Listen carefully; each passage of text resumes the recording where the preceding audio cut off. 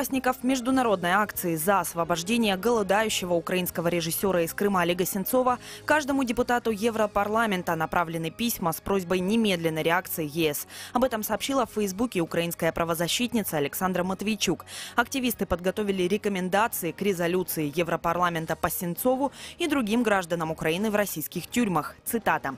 «Мы отправили персональные письма от участников глобальной акции «Сейв Олег Сенцов» каждому европарламентарию с просьбой немедленной реакции Европейского Союза. Подготовили ряд рекомендаций, которые, по нашему мнению, должны быть в тексте резолюции. Точно знаем, что в большей степени они учтены.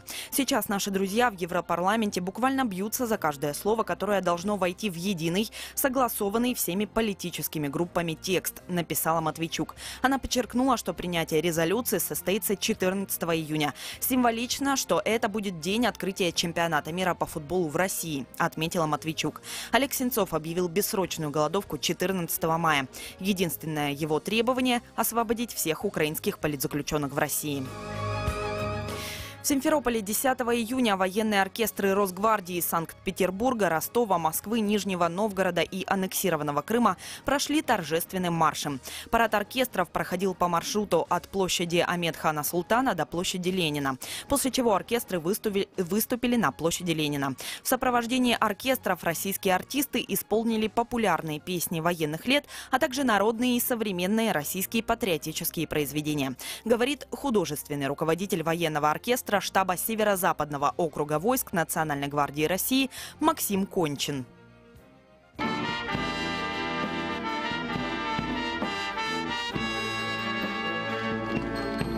Военному оркестру штаба Северо-Западного округа войск Национальной гвардии Российской Федерации в прошлом году исполнилось 90 лет. Военно-оркестровая служба призвана музыкальным творчеством вдохновлять бойцов правопорядка на ратный труд. До аннексии в Крыму ежегодно проходил международный фестиваль военных оркестров «Милитари Тату». В рамках фестиваля на площадках по всему полуострову давались бесплатные концерты для местных жителей, которые собирали сотни зрителей. В Крым приезжали десятки военных коллективов из западных стран, Европейского Союза, стран Азии и Африки. После оккупации на полуостров стали приезжать только российские военные оркестры. Дети, пострадавшие от кишечной инфекции в оздоровительном лагере Ласпи под Севастополем, идут на поправку. Об этом сообщил местным СМИ заведующий приемным отделением городской инфекционной больницы Севастополя Вячеслав Терентьев. По состоянию на 10 июня в помощи медиков нуждаются 18 человек. Среди них 11 детей и 7 взрослых. 5 человек уже выписали. На момент поступления состояние было средней тяжести. На данный момент состояние ближе к удовлетворительному или удовлетворительное. Дожидаемся результатов всех исследований. Как придут все анализы, могут быть уже выписаны. То есть состояние в принципе хорошее. Состояние ребенка, который поступил в отделение интенсивной терапии, тоже ближе к удовлетворительному, находится пока там же под наблюдением. Ранее детский лагерь Ласпи временно закрыли из-за отравления в оздоровительном учреждении 21 человека, из которых 16 – дети. 6 июня подконтрольное Кремлю правительство Севастополя сообщило, что у детей, находившихся в оздоровительном лагере «Чайка», также выявлена острая кишечная инфекция. Сегодня днем в Крыму солнечно, температура до 28 градусов тепла. В районе Чонгара и Новоалексеевки такая же погода. Керченская переправа и все 3 пункта пропуска на админгранице с Крымом работают в штатном режиме. В студии Валерия Максимова. Оставайтесь на волне радио «Крым Реалии».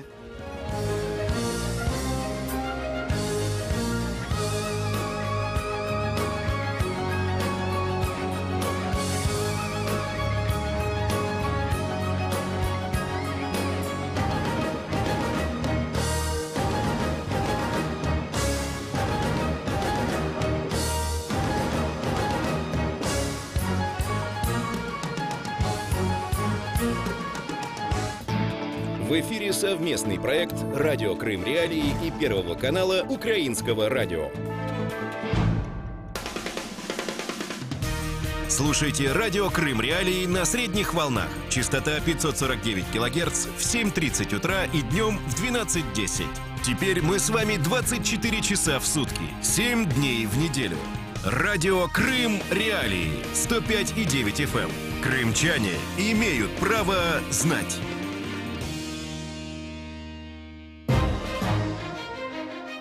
Здравствуйте, уважаемые радиослушатели, меня зовут Павел Новиков, и, как всегда, в это время с вами самое крымское в мире радио, радио Крым Реалии. Сразу говорю, каналы для коммуникаций. Конечно же, есть сайт радио Крым Реалии, есть трансляции в Ютубе и в Фейсбуке, там можно оставлять свои комментарии. И есть телефонные линии 8 800 10 06 926. Это номер телефона для крымчан, звонки сюда бесплатные. Еще раз напоминаю номер 8 800 10 06 926. Номер для крымчан. Номер телефона для жителей других регионов Украины 044 490 31 18. 044 490 31 18. Стоимость звонков согласно тарифов ваших операторов. Ну а мы, собственно, начинаем о выборах. Тема дня.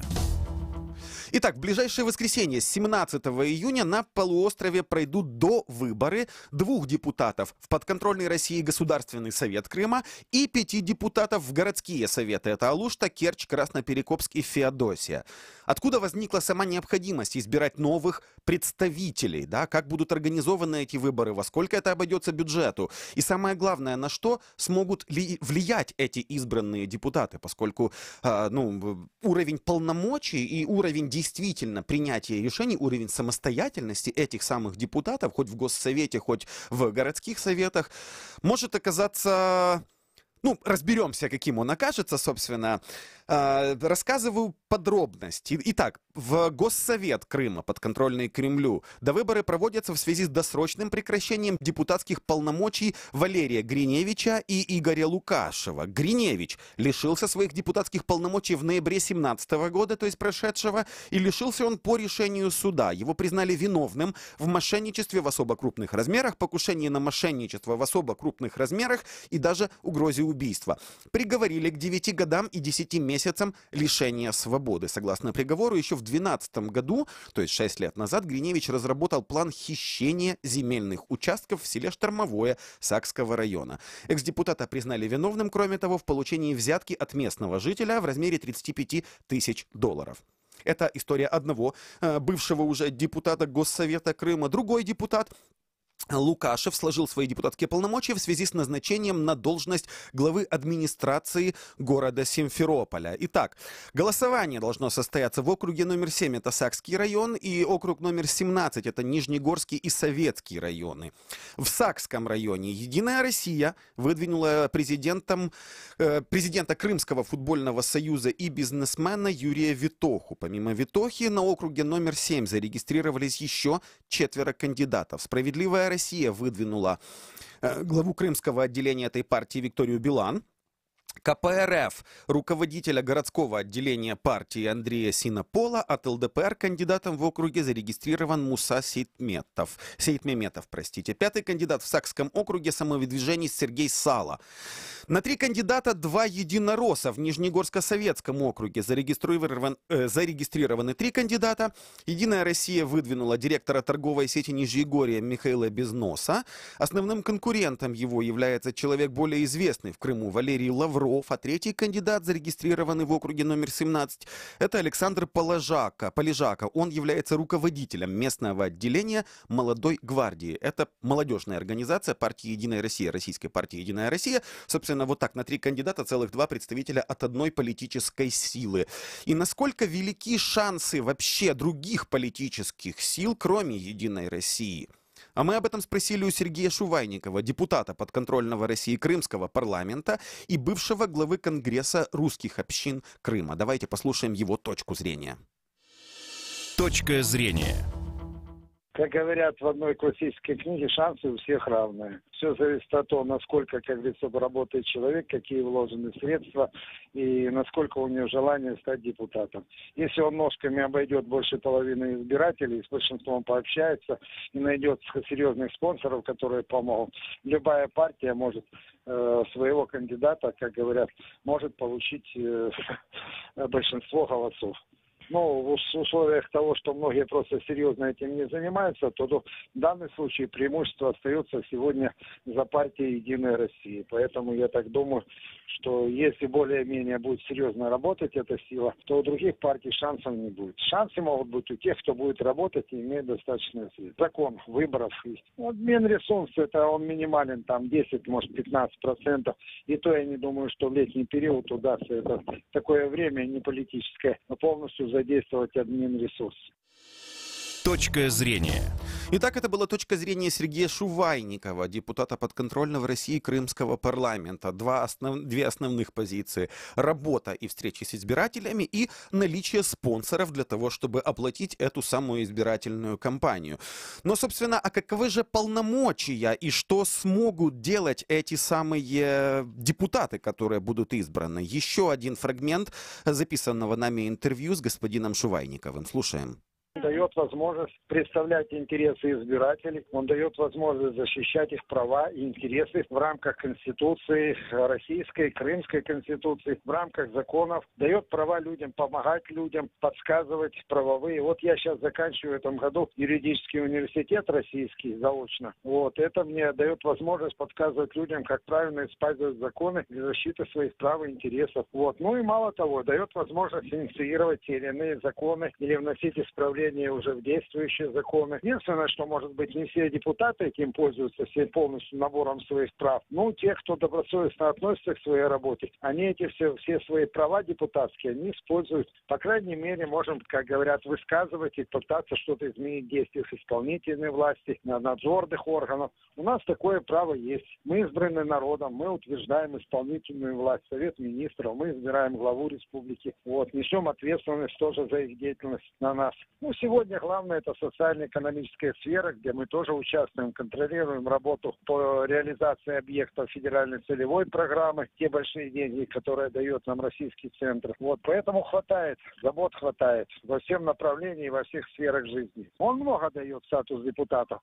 И тот человек, который умеет использовать этот статус, он достигает позитивных результатов, особенно в пользу населения Крыма, в пользу конкретных людей и их проблем.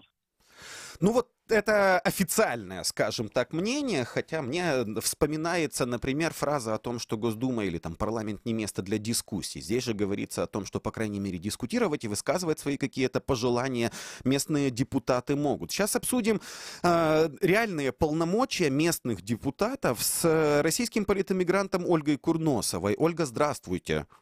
Здравствуйте.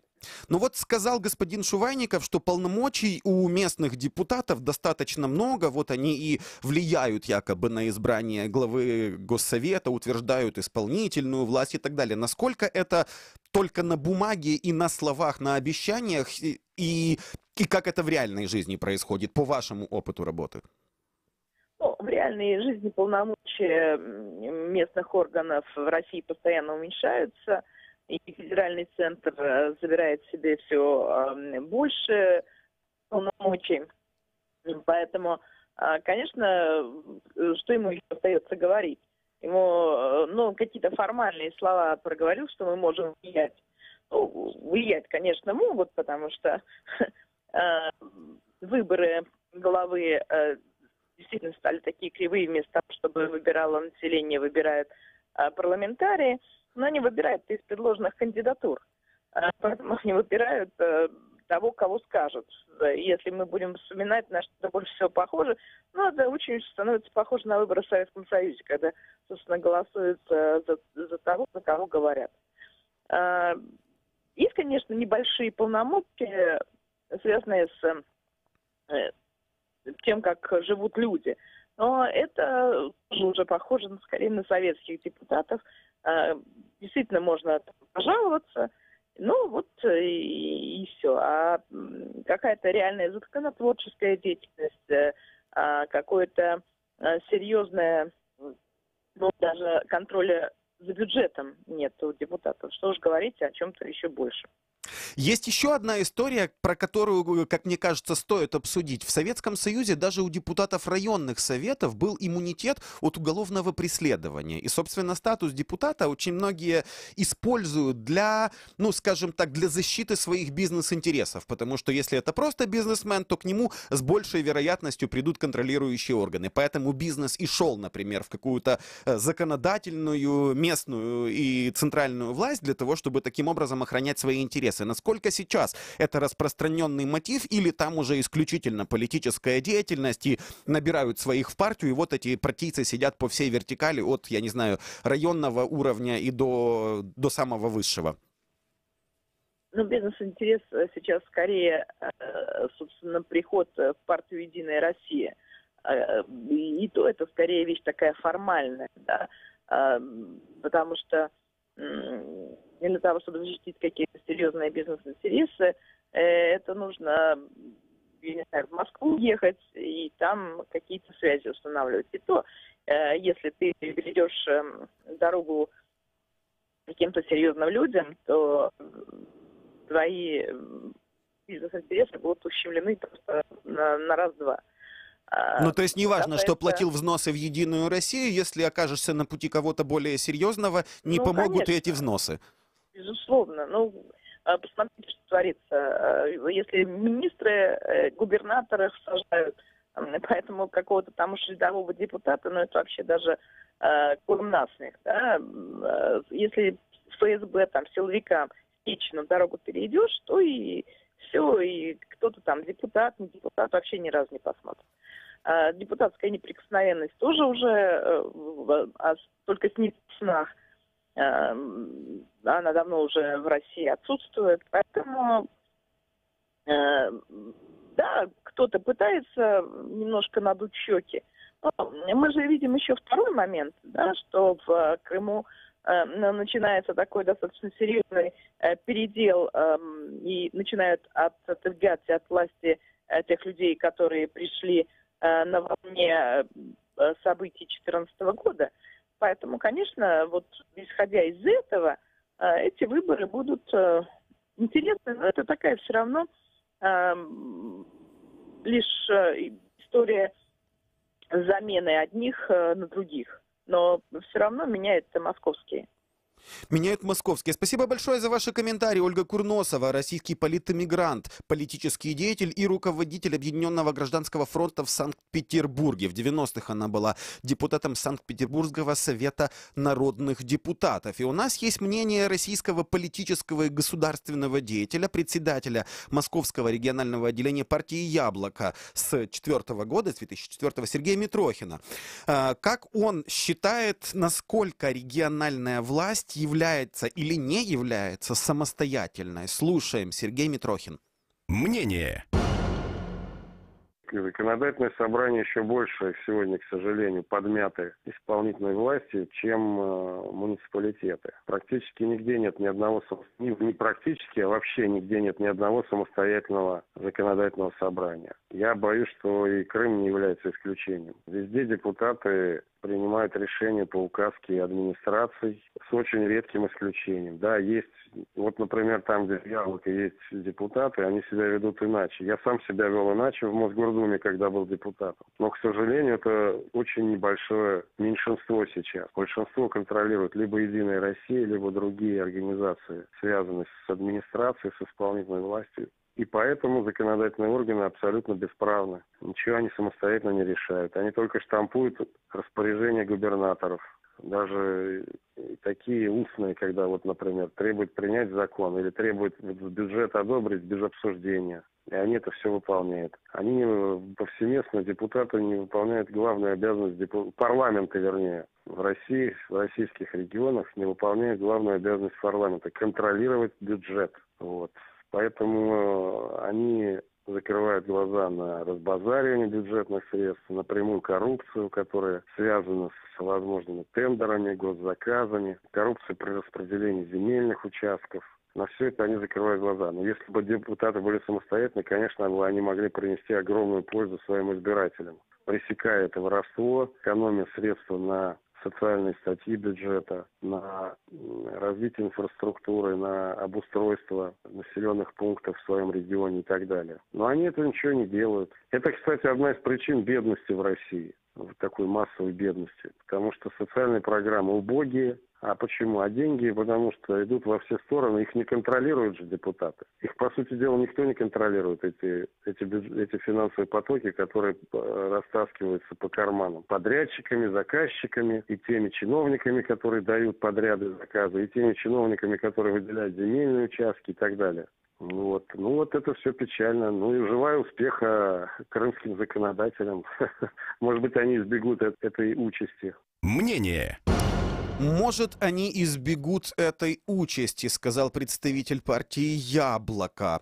Я напоминаю нашим радиослушателям каналы для обратной связи. 8 800 10 06 926. Это номер телефона редакции «Радио Крым Реалии». Вы можете позвонить нам в прямые эфиры и высказать свою точку зрения. Кстати, сейчас нам интересно было бы услышать, вы пойдете на эти самые довыборы и каких полномочий, я не знаю, каких действий вы ждете от своих местных депутатов.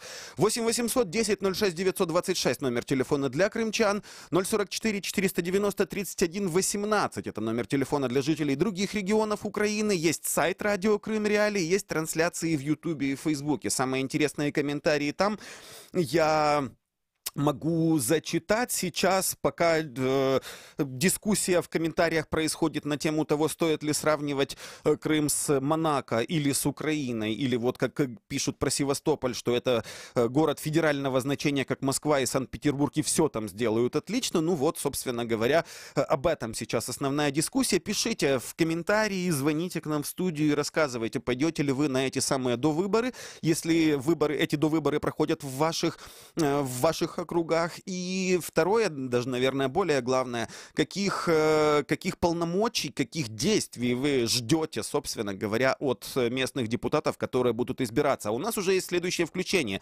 Абмеджит Сулейманов, член Меджлиса крымско-татарского народа, координатор комитета по защите прав крымско-татарского народа и депутат Верховной Рады с 2006 по 2010 год. С нами сейчас на связи Абмеджит, здравствуйте. Ну вот, собственно, основной вопрос. Что смогут делать, какие будут полномочия у местных депутатов, которые сейчас выберутся? Я уже рассказывал нашим радиослушателям, что в одном из округов просто выставлено два единоросса. Один от молодежки, второй от, просто партии власти, по сути. Единая Россия представлена и на другом округе. По сути, такое назначение сверху, как уже сказала одна из наших гостей, которая включалась. Так, у нас оборвалась связь, насколько я понимаю. Сейчас мои коллеги ее попробуют восстановить. Напомню, мы связываемся сейчас с Абмеджитом Сулеймановым, членом Меджлиса крымско-татарского народа и координатором комитета по защите прав крымско-татарского народа. Обсуждаем в этой получасовке вместе с вами, кстати, тему до выборов в Госсовет и в ряд местных советов. Напомню, эти выборы пройдут 17 числа, то есть в ближайшее воскресенье. Так. Юрий шутит, наверное, на мой вопрос о том, каких полномочий, каких действий ждут от законодателей, от депутатов местных. Он пишет, что ждем законодательного одобрения формы протеста в виде стояния на коленях. Даешь наколенно-стоятельные шествия. Да, жесткая шутка. Спасибо вам, Юрий, за нее. Я все-таки ждал бы каких-то более содержательных, скажем так, комментариев от наших радиослушателей. Прежде всего от крымчан. О том, чего ждут от действий своих избранных депутатов. Собственно, сейчас еще один элемент, с которым действительно можно сравнивать. Тут в комментариях на YouTube-канале «Радио Крым Реалии» написали, что развитие, которое сейчас происходит в Крыму и в Севастополе, нужно сравнивать с чем-то похожим. Но вот похожая ситуация, собственно, идентичная, была в 2014 году как для крымских местных советов, так и для местных советов, местных администраций по всей остальной части Украины. В Украине сейчас проходит децентрализация, и очень многие местные советы получают, те, которые уже оформили вот эту объединенную территориальную общину, у них сейчас резкий бум повышение финансирования. И даже я слышал отзывы о том, что основная проблема состоит в том, что местная власть не способна потратить выделенные деньги. И, например, некоторые советы просто укладывают их на депозит, да, потому что потратить на что-то не то боятся, потому что уголовное преследование возможно, а на что по-настоящему потратить пока не находят. Нет компетенции, скажем так. Но у нас восстановилась связь с Абмеджитом Сулеймановым, членом Меджлиса и координатором комитета по защите прав крымско-татарского народа. Еще раз здравствуйте. Какие полномочия, по-вашему, будут у местных депутатов, и есть ли действительно шанс у кого-то, кроме «Единой России»? Я думаю, что шансов ни у кого, кроме «Единой России», нет, потому что сама система поставлена так, и полномочия, они практически только формальные. Полномочия формальные, а зачем тогда люди на них идут? Ну, по сути, человек получает, я не знаю, кресло в городском или в местном совете, ходит туда время от времени на работу, может прогуливает, может нет, но если от него ничего не зависит, то зачем взрослый человек на такое соглашается? Да, очень просто. На этот вопрос можно ответить тем же вопросом. Зачем человек идет на выборы, который выбирает уже не первый раз Путина, понимая, что от этого ничего не изменится, а только будет в худшую сторону. Будет в худшую сторону. И последний, наверное, к вам вопрос. В этих довыборах есть ли согласованная позиция крымско-татарского народа? Пойдут ли крымские татары на эти местные довыборы? Крымские татары не пойдут на эти местные довыборы, так же, как и не ходили на все выборы, которые происходили по сегодняшний день в оккупированном Крыму. Спасибо вам большое. Меджид Сулейманов, член Меджлиса крымско-татарского народа, координатор Комитета по защите прав крымско-татарского народа, был с нами на связи. Основная позиция состоит в следующем, высказанная им в эфире. Крымские татары не пойдут на эти самые довыборы, как не ходили ни на одни выборы после аннексии Крымского полуострова. А у нас есть слушатель на связи. Здравствуйте, представьтесь, пожалуйста, и скажите, чего вы ждете от местных советов, от депутатов, которые будут довыбираться. Знаете, доброе утро. Я вам что скажу по этим выборам. Вот понаклеивали у нас в Сакском районе Витока, ой, такие хороші, ой, такі, вже починають рекламувати. Остальних портретів я нікого не бачив. Тільки один Витока. На кіосках понаклеїв, на туалетах, везде все. Єдина Росія, він такий допомагати буде, все робити. Я вам скажу, предыдущий, хто виступав, я з ним согласен. Не підуть кримські татари. Я з многим бесідував, там практично ніхто не піде на ці вибори. Кому не потрібно, кого вибирати? Що вони рішають? Вони нічого не рішають. Що скаже царське правительство оттуда, то й роблять. Хай лежать. Ви знаєте, толку цього ніякого немає. Це пустий номер, це трата денег. Показуху вони роблять політичну для остальних. Ой, Крим, ой, там то-то. Нищета в Криму, жрать нема чого потім. Ціни великі, люди недовольні, бензин подорожав, топливо подорожало. Зараз спочатку урожаю буде, уборка урожаю. Зараз вони запретять, вже починають по талонам продавати горючо-смазочні матеріали. Все, зараз починається уборка, негодна уборка, все пропало. І толку з цього буде, все. Зараз в зв'язку з цим чемпіонатом запретять перевозку топлива. Буде ціла задниця в цьому Криму. Із-за того, що прийшло руководство, царська Росія прийшла.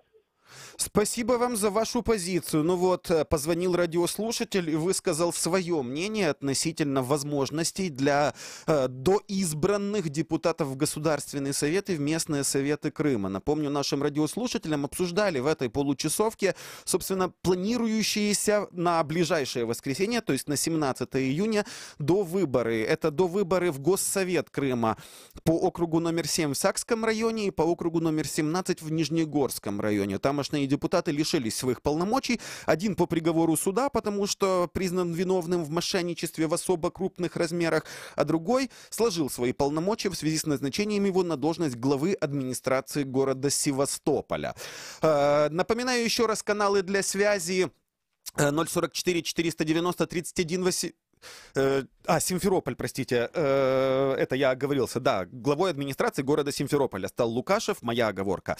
044 490 31 18, это номер телефона для жителей материковой части Украины, 8 800 10 06 926, номер телефона для крымчан. Вы всегда можете позвонить к нам в эфир и высказать свою позицию без всякой цензуры. Радио Крым Реалии, меня зовут Павел Новиков, через несколько секунд мы снова с вами услышимся.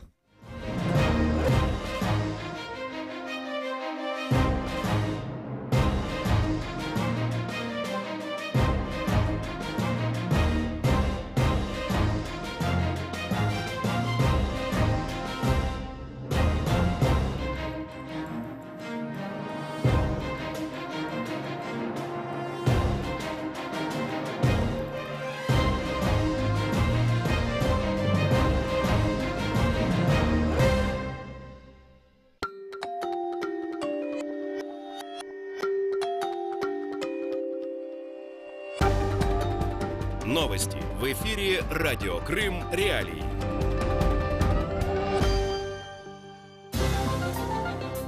В студии Валерия Максимова. Коротко о главном. Лидеры США и Северной Кореи прибыли в Сингапур для переговоров. В Керчи собрались российские народные артисты. В Крыму сохраняется высокий уровень пожароопасности. А сейчас подробнее. Лидер Северной Кореи Ким Чен Ын, а вслед за ним и президент США Дональд Трамп 10 июня прибыли в Сингапур на встречу, которая должна состояться 12 июня. На переговорах в числе самых главных для обсуждения тем ядерная программа Пхеньяна и совместные усилия по ликвидации ядерного оружия на Корейском полуострове. Трамп отметил, что саммит является единственным шансом для Северной Кореи и добавил, что чувствует себя уверенно. Вашингтон стремится к полному ядерному разоружению Корейского полуострова в обмен на определенные экономические льготы для Пхеньяна. В аннексированной Керчи проходит фестиваль «Боспорские огоны», который продлится до 13 июня. На территории древнего города Пантикопей на горе Митридат зрителям показывают исторические пьесы, устраивают литературные чтения и различные представления. Гости фестиваля – российские актеры, говорит народный артист СССР Василий Лановой. Дорогие друзья, дорогие кремчане, Господи, как я рад. Каждый год бывать на этом фестивале. Как у Александра Сергеевича сказано, пируйте же, пока еще мы тут, что смолкнул веселье глаз. По информации сайта Керчь.ФМ, вход на горы Митридат на мероприятия строго ограниченные. На территорию не пустили ряд крымских СМИ. Издание сообщает, что на развалинах городища от кирчан отгородились заборами и охраной. Вход за ограждение либо по пригласительным, либо по аккредитации. В аннексированном Крыму до 14 июня продлили режим чрезвычайной пожарной опасности. Об этом сообщает Гидрометцентр Крыма. 10-14 июня в Крыму сохраняется чрезвычайная пожарная опасность, говорится в сообщении ведомства. Крымские леса с 8 июня на 3 недели закрыты для посещения в связи с высокой пожароопасностью, сообщила ранее пресс-служба управления МЧС России по Крыму. Сегодня днем в Крыму солнечно, температура до 28 градусов тепла. В районе Чонгара и Новоалексеевки такая же погода. Керченская переправа и все 3 пункта пропуска на админгранице с Крымом работают в штатном режиме. В студии Валерия Максимова. Оставайтесь на волне радио Крым Реалии.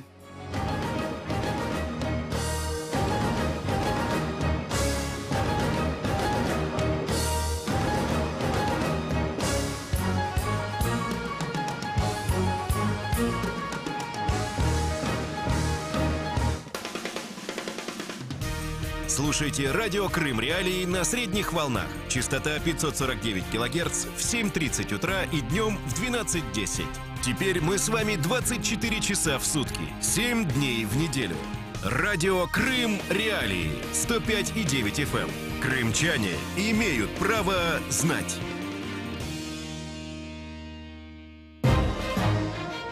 Крымчане имеют право знать, крымчане имеют право слушать самое крымское в мире радио. Это, конечно же, радио Крым Реалии. Меня зовут Павел Новиков.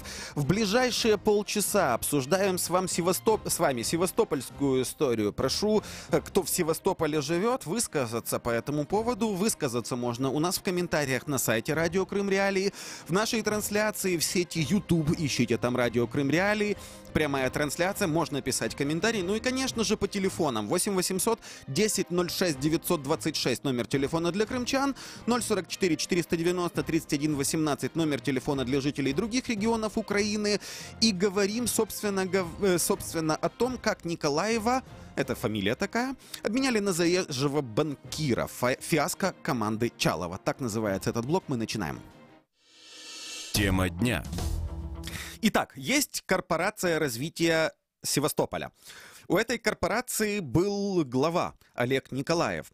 Но с этим главой корпорации развития Севастополя расторгли контракт. Как поведет себя новая метла в лице московского банкира, который занял этот пост? Что сегодня происходит в севастопольских коридорах власти? Почему команда Чалова, которая на таком триумфе пришла в 2014 году, сейчас теряет своих людей во власти?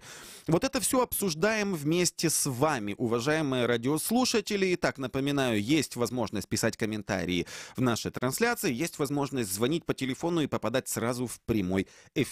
За 2 дня до отставки Олега Николаева российский губернатор Севастополя Дмитрий Овсянников на пресс-конференции выразил мнение, что работу корпорации развития Севастополя по сути выполняет Департамент экономического развития Севастополя. Давайте это услышим. Услышим это его мнение, сказанное на пресс-конференции.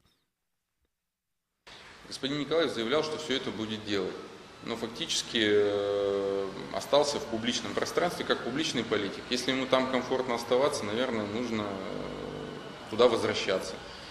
Особенно с учетом того, что у него возникло желание избираться в законодательное собрание в 2019 году. Наверное, у него все мысли об этом, и думать о результате уже не приходится. А вот эти склоки, где какой результат надо прекращать и заново перестраивать работу, видимо, корпорации. Я отношусь к Олегу Николаеву комплиментарно, хорошо, он очень обаятельный человек, мне нравится, как он выступает, но если отделять правду от вымысла, то, конечно, все печально. Все печально, так сказал российский губернатор Севастополя Дмитрий Овсянников о работе господина Николаева.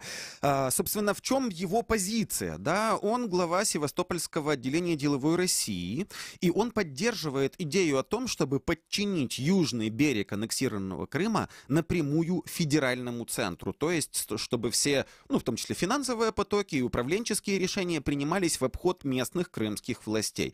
Давайте услышим эту его позицию.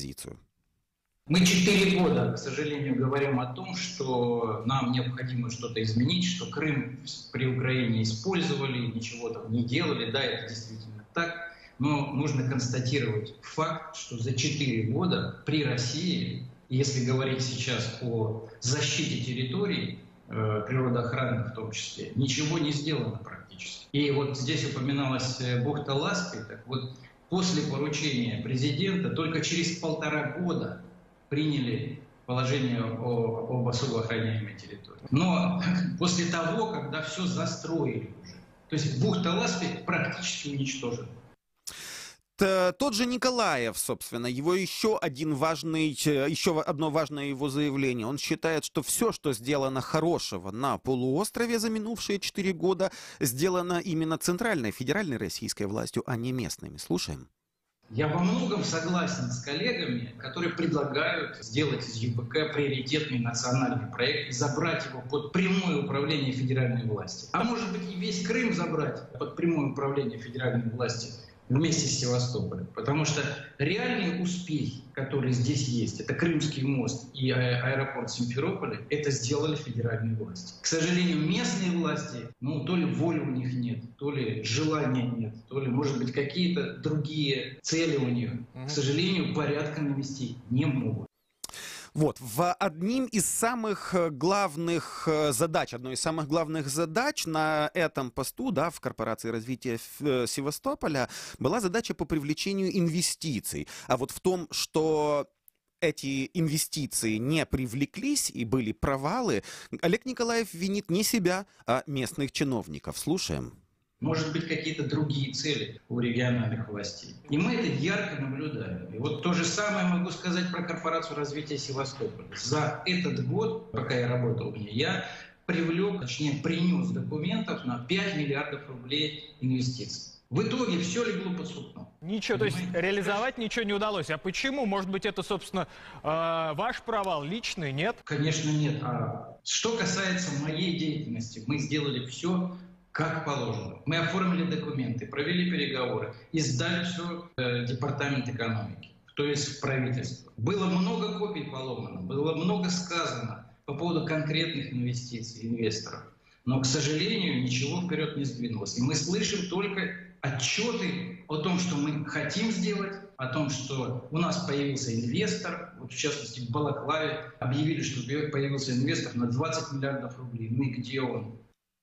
И где он, этот инвестор на 20 миллиардов рублей? Такой риторический вопрос задает, соответственно, уже бывший глава Корпорации развития Севастополя Олег Николаев. Обсуждаем этот вопрос и обсуждаем, кстати, с вами, уважаемые радиослушатели. Еще раз напоминаю, 8 800 10 06 926. Это номер телефона, по которому вы можете дозвониться непосредственно к нам в прямой эфир. Это номер для крымчан. Еще раз напоминаю, 8 800 10 06 926. 044 490 31 18, номер телефона для жителей других регионов Украины. И сейчас с нами на связи Андрей Васильев, журналист из Севастополя. Попытаемся разобраться, что же это за размолвка такая в севастопольской власти. Андрей, здравствуйте. Доброе утро. Вот такая совсем уж яркая, да, совсем уж конкретная публичная критика, сказанная в адрес Олега Николаева. Есть ли какие-то, я не знаю, менее публичные части этой истории, из-за которых он мог поплатиться этим местом? Тут стоит вспомнить, как Олег Николаев занял эту должность. Это было вот буквально, сейчас можно сказать, годовщина этого события. И Николаев занял должность главы корпорации как элемент определенного предвыборного торга. Говорили, что у него есть губернаторские амбиции, он пытался искать себе союзников, пытался искать депутатов, чтобы пройти муниципальный фильтр. И Дмитрий Владимирович Овсянников решил подстраховаться и дал своему возможному конкуренту такую вот синекуру в виде хорошей должности, вернее, должности с красивым, громким названием, но с маленьким наполнением полномочий, я бы так сказал. То есть это была плата за неучастие Олега Николаева в выборах и, в принципе, и фактически поддержку Дмитрия Овсянникова на выборах. И, в принципе, с самого начала было понятно, чем закончится эта история, потому что нынешний российский губернатор – это человек, обладающий гипертрофированным себялюбием и который никогда никому ничего не прощает. Разумеется, он запомнил то, что Николаев хотел составить ему конкуренцию, и, собственно говоря, был только вопрос времени ухода его с должности, потому что Дмитрий Овсянников никогда не терпит вокруг себя в вертикали власти тех людей, которые где-то когда-то ему переходили дорогу или держали какой-то кукиш в кармане. Итого, Овсянников, по сути, да, можем так образно сказать, подкупил или, скажем, сделал предложение в виде должности с серьезным названием, глава корпорации развития Севастополя, но тогда получается, что Николаев прав, говоря, что любые его инициативы тормозились именно местными депутатами, местной властью, и это не он виноват в том, что, например, не зашли эти самые хваленые инвесторы. Мне кажется, тут проблема немножко сложнее, и она связана и с текущим статусом Севастополя, который является подсанкционной зоной, из-за чего какие-то серьезные инвесторы, по крайней мере, напрямую опасаются сюда заходить.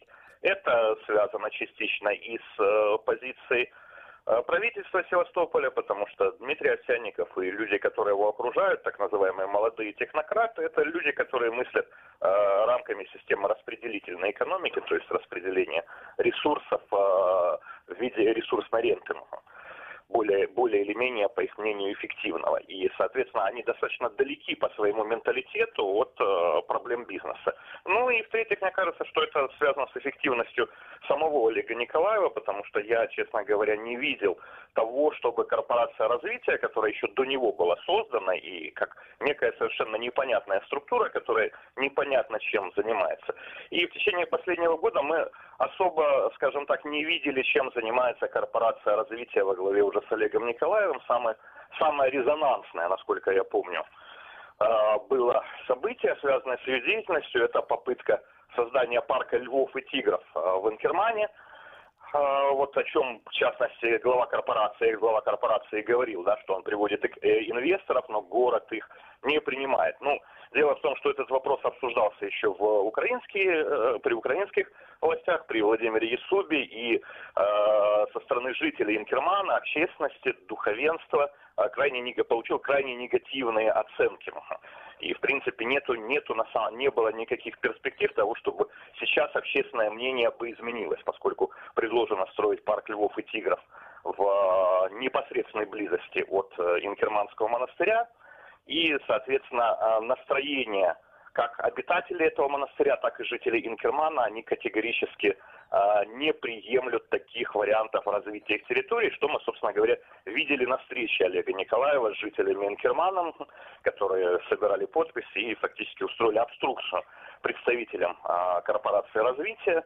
которые обещали на самом деле инферманцам, ну, кроме парка львов и тигров, что они озолотятся на том, что будут заниматься майнингом национальной криптовалюты. Национальной криптовалюты. Последний вопрос, наверное. Ну, заменят, значит, его на московского банкира. Насколько, что нужно для того, чтобы эта самая корпорация развития Севастополя, по-вашему, работала, да, или это будет просто очередная, как вы же сказали, синекура? Да, скорее всего, мало что изменится, поскольку мы уже видим третьего руководителя за менее чем 2 года. И нету никаких, на самом деле, оснований говорить, что изменится ситуация при новом руководителе. А вот судьба Олега Николаева, мне кажется, может быть намного интереснее, поскольку сегодня у него развязаны руки. То есть Овсянников, как мне кажется, тоже допустил некоторую ошибку, поскольку Николаев все-таки сегодня может стать лидером оппозиции. В городе достаточно много кругов и деловых, и политических, которые недовольны нынешним губернатором, но у них, в принципе, отсутствует какая-то представительская фигура, вокруг которой они могли объединиться. И Олег Николаев сегодня, когда он ушел с должности подконтрольное правительству, может, собственно говоря, стать лидером местной оппозиции и попытаться как-то пройти вместе с группой своих сторонников на следующих выборах, которые будут в следующем году в Заксобрании Севастополя. Спасибо большое. Андрей Васильев, журналист из Севастополя, разъяснил детали действий, собственно, господина Овсянникова и господина Николаева. Напомню, Овсянников уволил Николаева с поста главы корпорации развития Севастополя. Владимир Новиков сейчас с нами на связи. Это севастопольский активист. Владимир, здравствуйте. Здравствуйте. Скажите, вот что, по-вашему, могла бы делать эта самая корпорация развития Севастополя? Почему у нее не сложилось, и, по крайней мере, у ее главы не сложилось? Есть ли у вас на этот счет мнение? Да, есть, конечно. И я слышал, что говорил предыдущий оратор. Собственно, я с ним согласен. Но сложиться практически у Николаева мало что могло. Это подтвердилось тем, что его просто уволили в связи с ручным управлением, собственно говоря, Овсянниковым и его диктаторскими замашками. То есть он просто использует людей для достижения каких-то своих целей. То есть нужно было ему, например, достичь определенного компромисса на какой-то стадии с Чалом, с его депутатами в Заксобрании. Он взял Николаева для того, чтобы тот занимал какую-то должность и как бы обеспечил какую-то спокойную работу Овсянникова. Как только Овсянников достиг определенного уровня для того, чтобы решать свои собственные вопросы, то есть он ни с кем не хочет считаться, он хочет чисто узурпировать власть в Севастополе, но это видно уже по его неприкрытым действиям. И то, что даже Гладков, который пытался здесь что-то смягчить и выступал переговорщиком, был вынужден уволиться. Ну и постоянные рокировки там в правительстве. Ну, он какие-то свои цели преследует с какими-то своими людьми. Например, его приближенный Пономарев что-то сказал там в отношении Николаева. Николаев попытался защитить свои права, тут же был уволен. Таким образом, Овсянников просто проводит свою какую-то политику.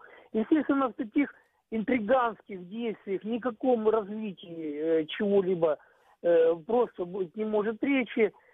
Поэтому кого бы сейчас не поставили, будут просто для прикрытия это корпорации, еще что-то, просто для прикрытия каких-то своих целей. Для прикрытия своих целей. Владимир, простите, перебью вас, но очень важный вопрос. Почему, собственно, команда Чалова, которая на такой волне энтузиазма и такой огромной поддержки пришла в 2014 году, сейчас так стремительно теряет свои кадры и стремительно теряет силу? Ну, потому что исполнительная власть сосредоточила в своих руках практически все. Они же решают и вопросы бизнеса, и вопросы распределения земли. У одних забрали, себе передали там своим людям. Понимаете, они просто отстраняют законодательные собрания, муниципалитеты, то есть жителей Севастополя от участия в жизни города, от решения каких-то проблем.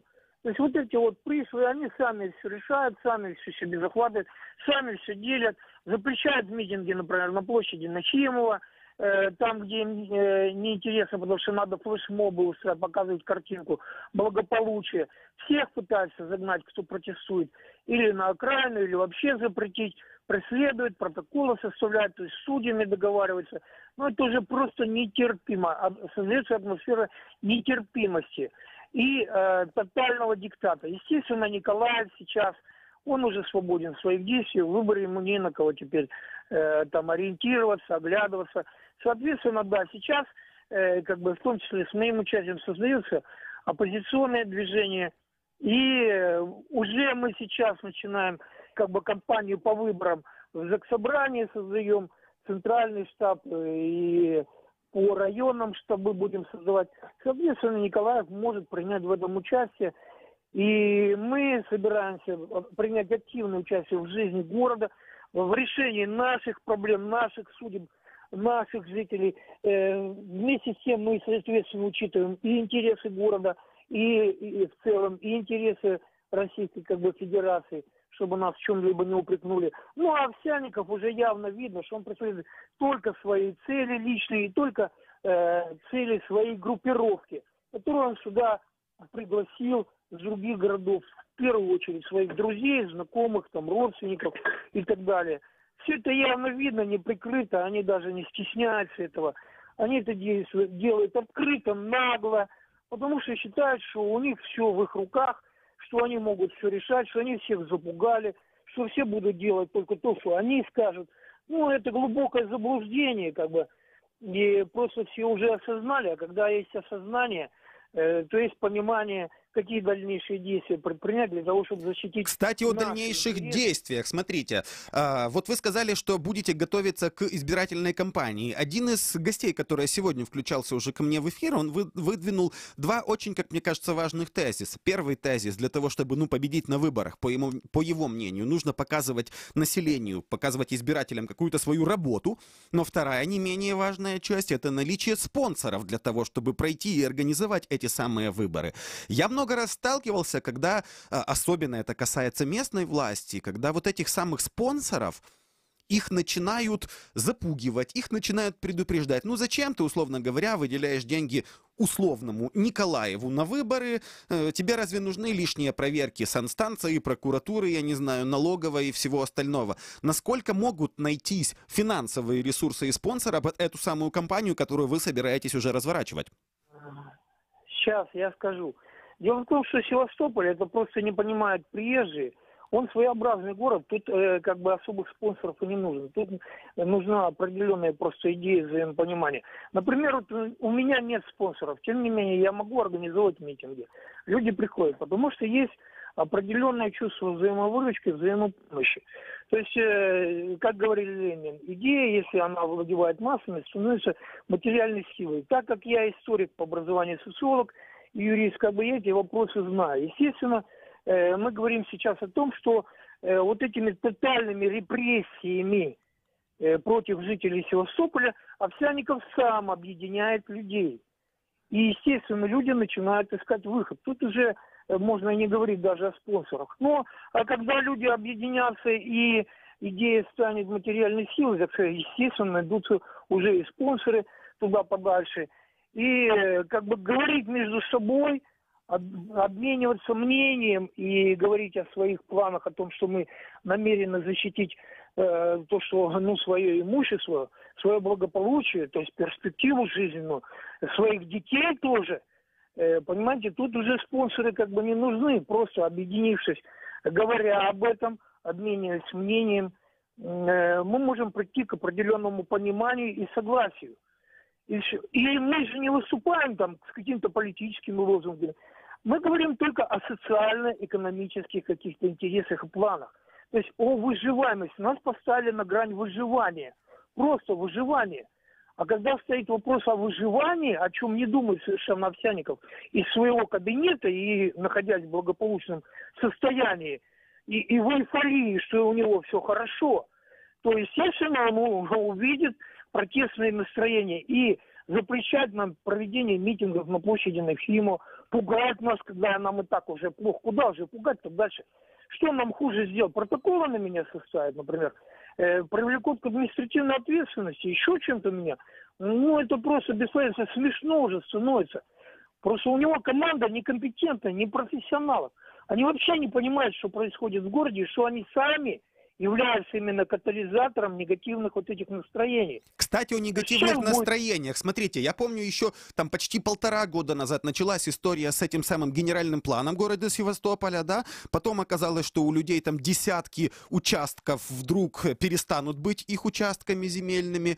Потом появилась вот уже в этом году, да, свежая редакция, скажем так, этого самого генплана, где опять не были учтены мнения людей. Вот как сейчас с этим и собираетесь ли вы делать что-то в эту сторону? Мы, естественно, видим опасность того, что сейчас Овсянников намеревается сделать следующее. Он уже сейчас начинает кампанию против Заксобрания, чтобы дискредитировать всех членов команды Чалова, и уже продвигать своих людей. То есть тех, кто приехали, здесь обкатались, в Севастополе чиновники, их уже выдвигать в Заксобрание. Соответственно, он хочет захватить власть законодательной Заксобраний и через своих людей решать все вопросы уже законодательного плана. То есть выносить, принимать законы, которые ему необходимы. То есть фактически узурпировать власть всю и законодательные исполнители в своих руках. То есть он уже хочет стать здесь как диктатором в Севастополе. Вроде бы как бы на законах создать видимость такой закона и просто уже со своих позиций диктовать всем условия. То есть сделать севастопольцев рабов, отобрать имущество, все переделять для своих людей, для своей группки, вот этой вот, которые тут приехали. И, соответственно, всем брали.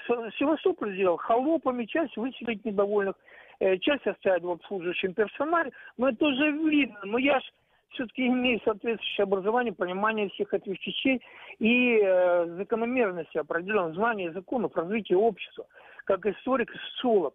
Понимаете, я вижу уже просто именно попытки сделать общество Севастополя построить по принципу индусских каст. Там наверху брахманы, там вот это вот, это Овсянников, значит, ну и все остальные. А мы там типа неприкасаемые, обслуживающий персонал, ремесленники и так далее. То есть, ну, вот этот идиотизм, понимаете, который он пытается продемонстрировать здесь, причем не прикрыто явно, да, и игнорируя полностью Конституцию, законы Российской Федерации, права граждан, и думая, что это все останется безнаказанным, и может просто все стерпим, он просто ошибается, потому что все это просто приведет к определенному конфликту. Ну, смотрите, конфликт уже был, уже люди выходили даже на площадь. Им обещали, что учтут их мнение при, я не знаю, новой редакции генплана, и опять этого не произошло. То есть я пытаюсь понять, а каковы еще ваши возможности? Все так, как это пока затихло. Вы же понимаете, они учитывают. Не, возможности есть. Это возможность консолидации общества, объединения против вот этих негативных тенденций. И, соответственно, у нас есть различные возможности, это предусмотрено законом, от написания, соответственно, обращений коллективных, возмущения, выступлений в том числе и на митингах, и постоянно мы будем это делать. Мы будем, соответственно, препятствовать тому, чтобы наши интересы нарушались. И, соответственно, мы сейчас все-таки суды, так как суды уже начали поворачиваться определенным образом, они уже начинают понимать, что просто так нарушать права граждан даже в судах, игнорируя наши процессуальные права, нельзя. Вот уже два решения о предложении мне альтернативного места об отказе в согласовании признаны Севастопольским городским судом незаконными. То есть это говорит о том, что на уровне судов первой инстанции, Ленинского суда в частности, могут еще они в ручном управлении принимать решения, то есть по указанию в пользу правительства. Судья Прохорчук, в данном случае 2 решения ее отменено, но городской суд уже начинает более осмотрительно принимать решения. То есть уже 2 решения этих отменено. Вот последнее 9 месяца июня. И 2 пока еще они оставили в силе, но сейчас будет кассационная инстанция, потом дальше до Евросуда. Это по казакам. А по казакам будет отдельная история. Это казаки, которые ездили, якобы хотели провести тренировки, некие там в течение 19 дней по 15 часов в день. Это Красюк, он же атаман казаков, и он же в правительстве занимает должность начальника отдела соответствующего. Как так он может занимать? Сори. Смотрите, казаки это уже слишком далеко, а у нас к тому же заканчивается эфир. Большое спасибо за экспертное включение. Владимир Новиков, севастопольский активист, был с нами на связи. Напоминаю, это радио Крым Реалии. Говорили о будущем вот этой корпорации развития Севастополя, ну и, собственно, его уже бывшего руководителя, господина Николаева. Меня зовут Павел Новиков, вы в эфире радио Крым Реалии. Вернемся через несколько секунд.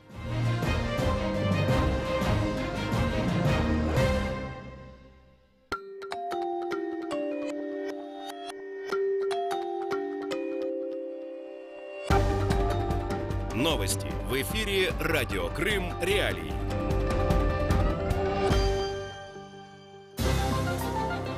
В студии Валерия Максимова. Коротко о главном. В Крыму говорят о росте турпотока. Страны G7 объявили войну пластику. В Москве открылась фан-зона к ЧМ 2018, против которой протестовали студенты. Сейчас подробнее. Туристический поток в аннексированный Крым увеличился на треть по сравнению с прошлым годом. Такое заявление сделал подконтрольный Кремлю глава Госсовета полуострова Владимир Константинов. Российский чиновник связывает рост количества приезжих с открытием автодорожной части Керченского моста. Рост турпотока уже на 27% выше прошлого года, а у нас только начало сезона. Поэтому нас ожидает совершенно другой уровень туризма. В этом просто убежден на основе этой базы. Мы вообще движемся к тому рекорду, который Крым когда-то имел. Это 10 миллионов туристического потока. Я думаю, что эта цифра будет реальной после сдачи железнодорожной ветки моста. Автодорожную часть моста через Керченский пролив открыли для движения автомобилей 16 мая. Президент Украины Петр Порошенко заявил, что незаконное строительство Керченского моста стало очередным свидетельством пренебрежения международным правом со стороны Кремля. Страны Большой Семерки к 2030 году должны обеспечить переработку 100% пластиковых отходов. Также они пообещали поддерживать исследования по очистке воды от микропластика, передает 24 канал. Цитата. «Мы обязуемся принимать меры относительно ресурсоэффективного управления циклом пластика в экономике путем сотрудничества с частным сектором с целью перехода до 2030 года на 100% переработанного, повторно использованного или, если не существует других альтернатив, то восстановленного пластика», говорится в принятом документе «План по здоровым океанам и морям и прибрежным общинам». К этому плану действий не присоединились Япония и США. При этом премьер-министр Канады Джастин Трюдо сделал продвижение экологических инициатив одним из приоритетов G7. Перед главным зданием Московского государственного университета на Воробьевых горах 10 июня открылась фан-зона чемпионата мира по футболу, сообщает «Настоящее время». Несколько месяцев назад инициативная группа студентов МГУ протестовала против размещения фан-зоны на территории университета. Учащиеся считают, что шум от фан-зоны может помешать им и преподавателям. Сегодня днем в Крыму солнечно, температура до 28 градусов тепла. В районе Чонгара и Новоалексеевки такая же погода. Керченская переправа и все 3 пункта пропуска на админ-границе с Крымом работают в штатном режиме. В студии Валерия Максимова. Оставайтесь на волне радио Крым Реалии.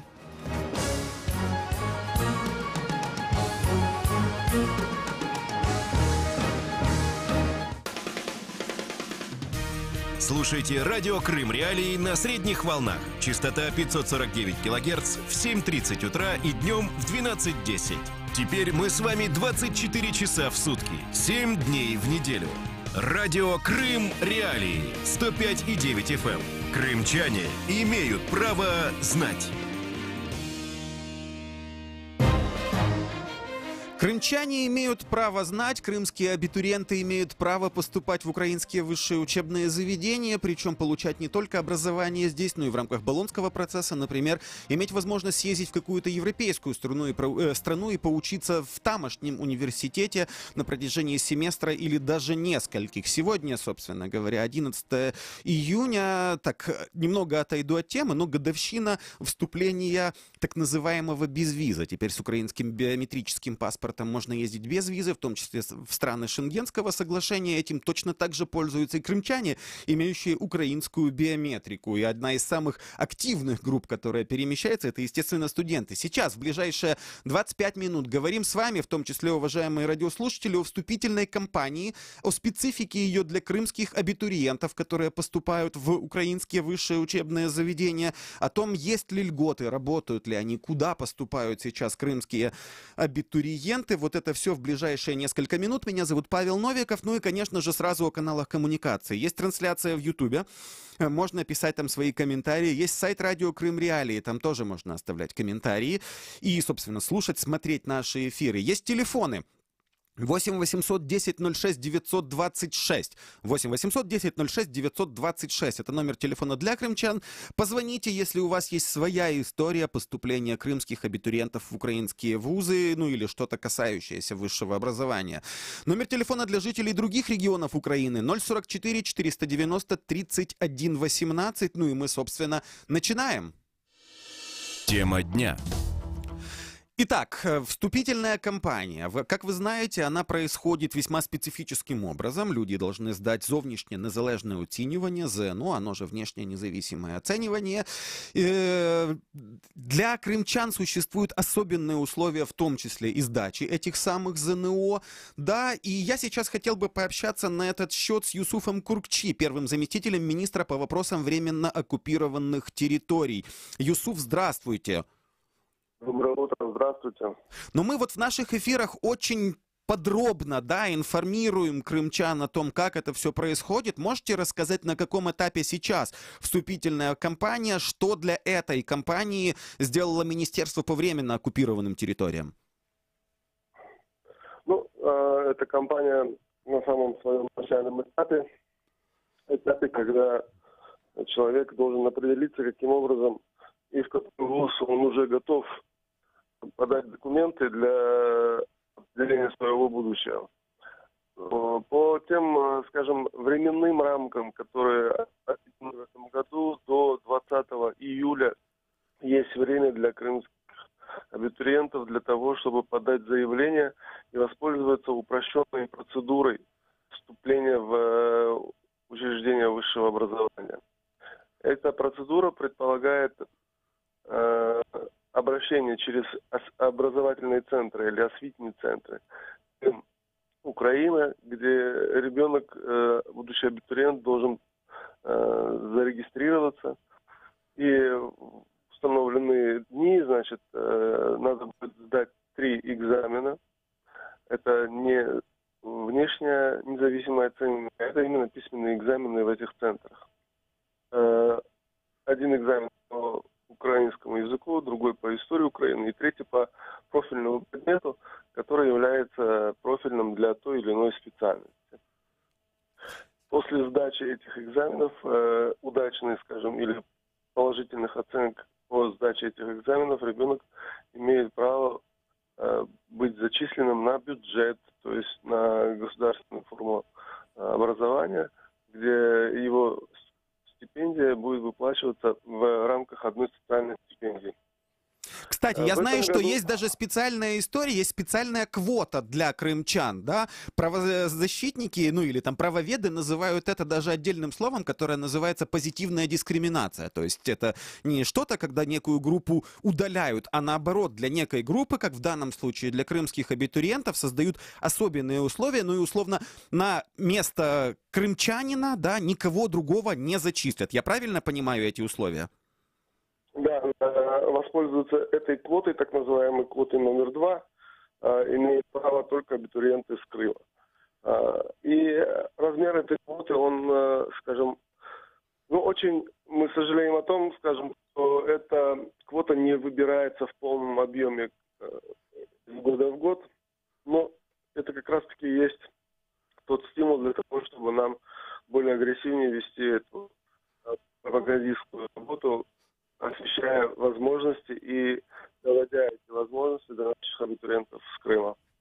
И эта квота в прошлом году она была около 2000, в этом году она несколько больше, чем 2000 мест.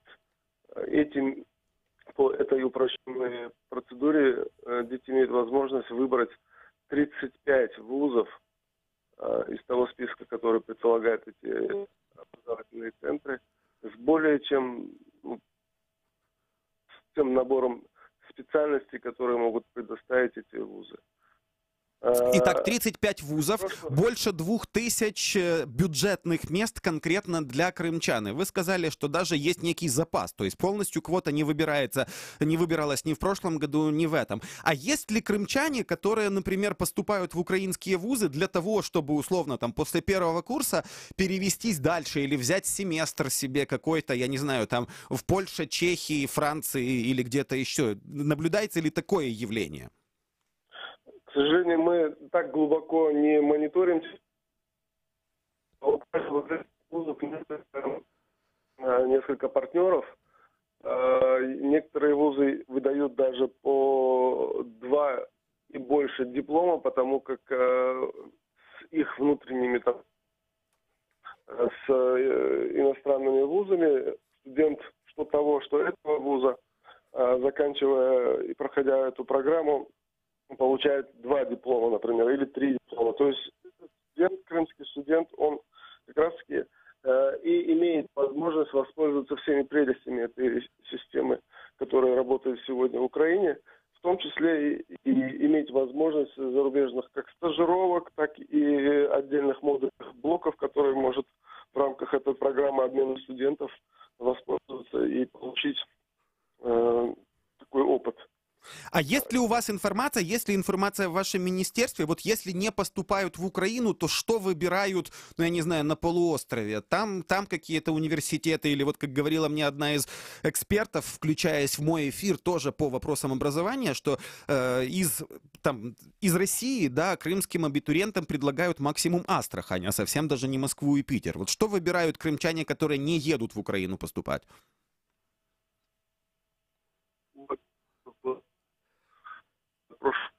Когда таким же, или, скажем, подобным квотированием система образования страны-оккупанта пыталась интегрировать, да, эту студенческую такую вот свою систему, где в разных вузах по Российской Федерации были определены, так же, как и мы говорим про квоты, и эти вузы предлагали этим абитуриентам как бы свои услуги. Но в этом году уже этой преференции такой вот нет, и Российская Федерация, страна-оккупант, решила, что она уже достаточно сделала для интеграции граждан оккупированной территории Крыма, в том числе для интеграции их в свой, там, скажем, общий простор. А мы, как Украина, мы с каждым годом, условно говоря, увеличиваем количество этой квоты, потому как эта квота напрямую завязана на общее квотирование, общее количество бюджетных мест, которые выделяются государством. На сегодня это 20%. Практически каждый 5-й студент или каждое 5-е бюджетное место в Украине, оно может быть предоставлено абитуриенту из Крыма. Но это серьезный процент, да, действительно, если учесть, например, объем населения или процент, который занимало население Крыма по отношению к общему населению Украины, то 20% это действительно серьезная квота. Юсуф Куркчи, первый заместитель министра по вопросам временно оккупированных территорий, был с нами на связи.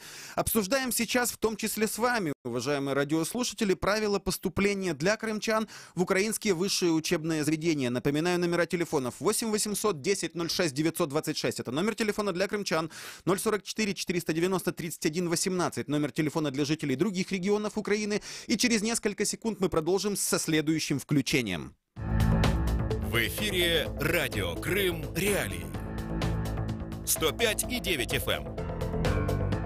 Слушай новости, ток-шоу, авторские проекты.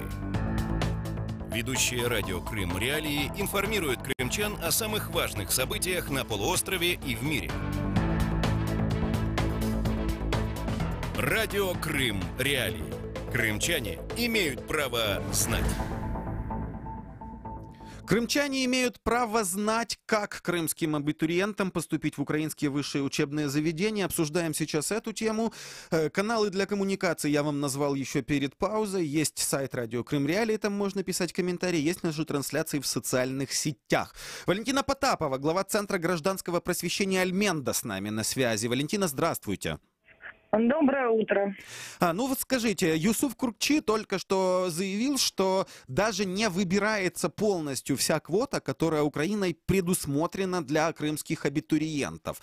Сейчас это 20%, ну действительно серьезный объем. Куда чаще всего, по вашим данным, поступают крымчане? И насколько у вас есть информация, многие ли из них выбирают, ну из тех, кто поступил там в прошлые годы, да, после там, я не знаю, года в украинском вузе, потом взять семестр в каком-то вузе европейской страны или как-то иначе? Давайте мы немножечко вот эту цифру 20% немножечко вернем на землю. Значит, 20% это в 35 вузах Украины. Всего вузов Украины более 600. Да? Да. Вот. А для крымчан квота 20% предложена только в 35 вузах Украины. Поэтому нельзя сказать, что каждое пятое место отдается крымчанам. Каждое пятое место отдается крымчанам в 35 вузах Украины из 606. Почему я сосредоточила внимание вот на корректности этих цифр? Потому что очень часто реклама, которая сейчас идет украинского образования, и это, наверное, правильно, она создает искривленное представление у украинских абитуриентов о том, что якобы крымчанам отдают их места. Да, то есть вот им сделали такую льготу, что все места... то есть получается у материковых, да, уже какая-то зависть, вот все почти места, или там 20% мест отдали крымчанам, да, это не так, только в 35 вузах. Но, простите, я смотрел список этих вузов, я помню, что в Украине сейчас порядка 130 вузов дают специализацию или специальность юрист, но на рынке труда ценится, 4, может быть. И, собственно, те, кто в этом списке 35, это не слабые, не самые слабые университеты, а скорее из сильных. Это не самые слабые университеты. Мы сделали анализ рейтинга этих вузов, и могу вам сказать, что те вузы, которые, в которых открыты центры Крым, Украина, эти вузы одни из самых лучших вузов Украины. Это да, тут я с вами абсолютно согласна, и не будем спорить, что для крымчан были отданы открытые центры в очень хороших вузах. И спасибо Юсуфу Куркчи, когда мы с ним в 2016 году достаточно много делали для того, чтобы этот порядок появился, он как раз-таки настаивал на том, чтобы эти вузы были из первых, да, из первой сотни хотя бы. Вот, возвращаюсь к вашему вопросу, можно вы его уточнить? Да, куда поступают чаще всего, что чаще выбирают? И есть ли уже те, кто после там первого курса взял семестры в вузах, я не знаю, там европейских стран? Смотрите, если вот у нас где-то выпускается в Крыму вместе с Севастополем, это где-то чуть больше 12 тысяч выпускников ежегодно. Причем эта цифра достаточно стабильна. Если в прошлом году было 12 500, то в этом году там 12 200. Это небольшая разница. То, что мы фиксируем, учитывая в Крыму, что накануне накануне выпуска из крымских школ где-то исчезает по статистике несколько сотен. То есть, например, поступили на 1 сентября 2017 года одна цифра, а выпускается меньше на несколько сотен. Мы не можем пока найти ответ на вопрос, куда исчезают эти дети, но мы можем предположить, что часть детей во втором семестре 11 класса, они, собственно говоря, уже и выбирают вот эти нулевые курсы, они, собственно, и уезжают туда, где они могут получить нормальные документы об образовании, которые признаются в мире. Большинство крымчан по-прежнему, так же, как это было и до 2014 года, большинство крымчан по-прежнему остается в Крыму. Значит, поток в Россию, он действительно очень сильно замедлился, потому что россияне из тех достаточно замечательных плюшек, которые давались в ведущих вузах Российской Федерации, они убрали все. Единственное, что в этом году крымчане могут поступать в российские вузы не по общегосударственному ЕГЭ, это единый государственный экзамен, а по экзамену ЕГЭ, который они сдают в Крыму. Он сделан намного проще, и было достаточно оскорбительное заявление в прошлом году о том, что крымчане не способны освоить общероссийское ЕГЭ, поэтому мы сделали для них упрощенное. Как для меня, они были оскорбительные. Вот. И мы фиксируем, что очень много наших крымских детей поступает сейчас в Польшу, в Чехию, то есть в европейские вузы, на это нацелены родители. То есть уже даже сразу, не обучаясь год в украинском вузе или подготовительный курс, а сразу после 11 класса условно сразу там в польские или чешские вузы поступают. Я правильно понимаю? Да, вот вы абсолютно правильно понимаете, Мы задались вопросом, а каким же образом, учитывая, что не признаются образовательные документы, выданные в Крыму, их принимают в польские и чешские вузы. И мы нашли ответ. Во-первых, коммерческие вузы Польши и Чехии вообще на это не обращают внимания просто-напросто. А во-вторых, они поступают через подготовительные курсы, на которые они зачисляются просто на основании сданных каких-то тестов или еще чего-то. И уже с этих подготовительных курсов они перепрыгивают и становятся полноправными студентами, получая уже какую-то образовательную сертификацию от той страны, куда они уехали. Вот этот поток общеевропейский, мы тоже его фиксируем из Крыма.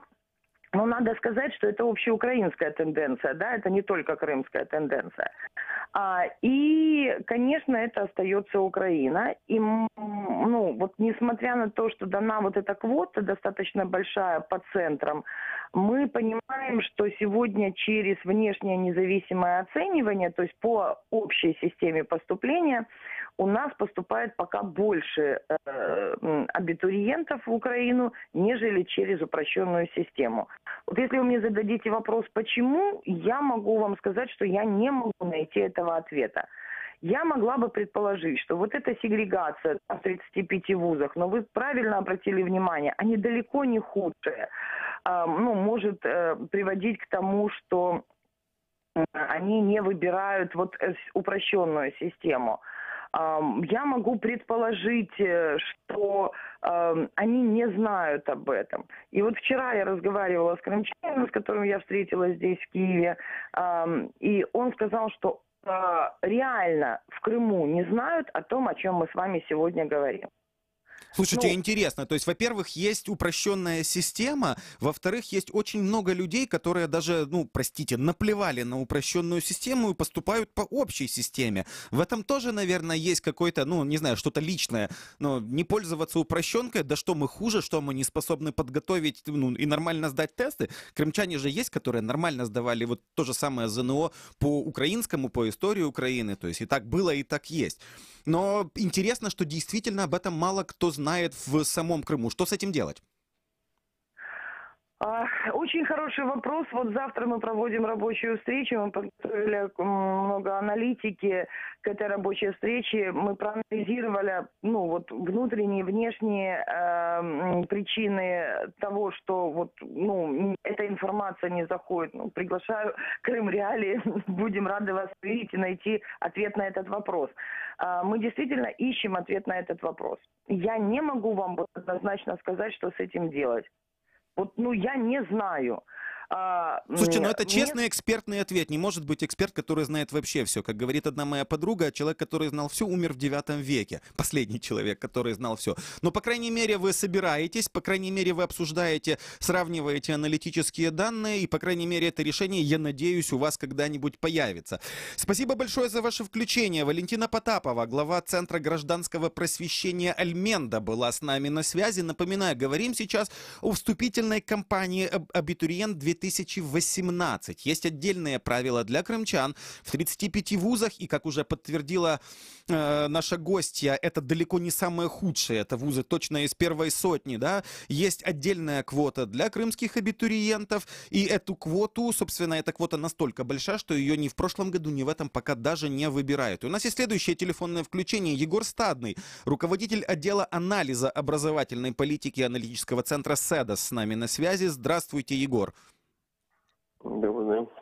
Ну вот скажите, возник вопрос, почему, например, крымские абитуриенты не настолько активны, что даже не выбирают вот эту самую образовательную квоту, бюджетную квоту, где можно поступить в 35 не худших вузов Украины сразу на бюджет?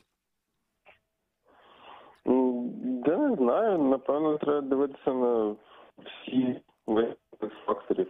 Хто це все рекламує серед них, наскільки це потужно рекламується, наскільки порівняно з російськими ВНЗ це рекламується, наскільки і поєднують своє майбутнє з Україною. Напевно, суцільно, сукупно треба брати і дивитися, тому що, мало просто-напросто виділити місця. В принципі, я не погоджуюсь з вами. 35, ви сказали, що там і не найгірші. Я не можу збагнути, чому взагалі існує якесь обмеження. Тобто, чому вибирають певний список університетів. Ми давно говорили, коли Квіт був міністром, що в принципі немає жодної потреби. Хай просто вступають в які завгодно українські університети. Далі відбувався ще і цей лобізм депутатів там з південних, дали ці бюджетні місця в південних областях. Напевно, не зовсім привабливі якісь там Херсонські, Миколаївські, Одеські, Запорізькі університети, так? Напевно, привабливіші Київські, можливо, Львівські. Так.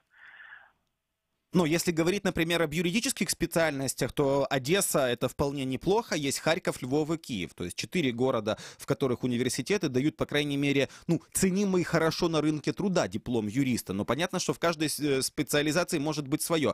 А если обобщить, куда сейчас движется украинская образовательная система, система высшего образования? Много говорилось, что у нас чрезмерное количество высших учебных заведений. Как вам кажется, куда эта система должна развиваться для того, чтобы, в том числе, быть привлекательной для крымчан, для студентов из других стран, которые приезжают и получают высшее образование в Україні? Дивіться, я хотів ремарочку здати. Ми маємо об'єктивні дані, що Одеські в правознавстві вже не такі гарні, такі добрі. Нам показало правниче ЗНО минулого року, яке оцінювало знання вступників нам тобто по факту випускників бакалаврату. І, на жаль, на превеликий жаль, одеські факультети юридичні показали далеко не найкращі результати. Щодо тенденцій, попри поширену думку, що абітурієнти ніяк не реагують на ринок праці, його потреби чи ще щось, можу сказати, що така спеціальність фінанси і кредит, візьмемо її до прикладу, яка в 2008 році складала, частка абітурієнтів, які вступали на цю спеціальність, складала близько 7%, навіть більше. І ми подивилися десь для інтересу просто, чи фінансові кризи, які ставалися в Україні протягом багатьох років, так, чи вони якось стимулюють батьків і абітурієнтів поминати цю спеціальність, адже банківський сектор, фінансовий сектор, серйозно лихоманно. Банки закривалися і так далі. Насправді, вже в 2000 році спеціальність аналог за новим переліком спеціальностей, вона бере лише 3 з невеликим відсотком. від вступників. Тобто, коли ми говоримо, що всі йдуть на повально на юристів, на там економістів, на менеджерів і так далі, нам просто здається, що всі мають завтра припинити тут йти, так? Так швидко не буває. Завжди є якісь такі поступові зміни. І от ми бачимо, що поступові зміни відбуваються. Абітурієнти справді чутливі до того, що відбувається на ринку праці. Інша справа, що з самого вищого освіту можуть іти забагато, як для українського ринку праці, забагато загалом дітей. І натомість у професійно-технічну освіту йде замало, як для українського ринку праці дітей. Ну и, собственно, наверное, это и будет одним из следующих задач по реформированию украинского образования. Напомню, с нами на связи был Егор Стадный, руководитель отдела анализа образовательной политики аналитического центра «Цедос». Меня зовут Павел Новиков, это радио «Крым Реалии». В прошедшей получасовке обсуждали с вами вступительную кампанию, которая имеет особенности для крымчан. Крымские абитуриенты могут поступать по отдельной квоте в 35 украинских вузов, ну и без всякой квоты во все остальные украинские вузы. Как это происходит, в деталях обсудили. Оставайтесь на радио «Крым Реалии». Здесь всегда актуальная информация, касающаяся нашей и вашей, собственно, жизни. Пока-пока.